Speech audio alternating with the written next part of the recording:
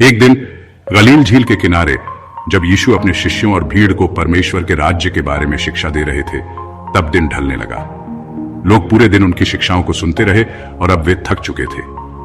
यीशु ने अपने शिष्यों की ओर देखा और कहा, आओ हम झील के दूसरी ओर चलें। शिष्य नाव में चढ़ गए और उन्होंने पाल खोलकर यात्रा शुरू की। झील का पानी शांत था, ठंडी हवा बह रही थी।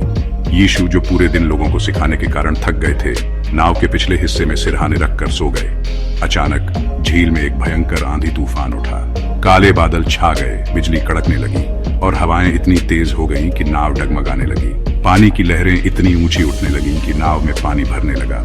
अनुभवी मछुआरे शिष्य भी इस खतरनाक तूफान को देखकर डर गए। शिष्य भयभीत होकर इधर उधर भागने लगे।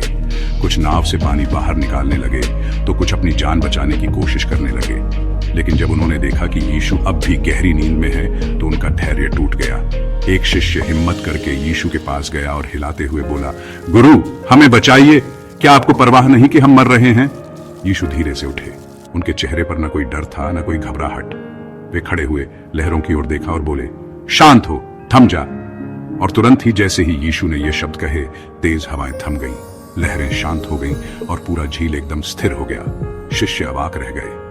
अभी कुछ पलों पहले जो भयंकर तूफान था वह अब पूरी तरह शांत हो चुका था। वे आपस में कहने लगे, यह कौन है कि हवा और पानी भी इसके कहने से मान जाते हैं। उनका भय अब श्रद्धा में बदल गया। उन्होंने यीशु को पहले से भी अधिक सम्मान और विश्वास के साथ देखा। यीशु ने अपने शिष्यों की ओर देखा और कोमल स्वर में पूछा, तुम डर क्यों रहे हो? क्या तुम्हारा विश्वास इतना छोटा है? यह कहानी हमें सिखाती है कि जीवन में कितने भी बड़े तूफान क्यों ना आए, अगर हम यीशु पर विश्वास रखते हैं तो वह हमें कभी नहीं छोड़ते।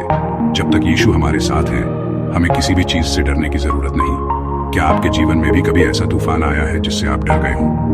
तो बस यीशु पर भरोसा रखिए।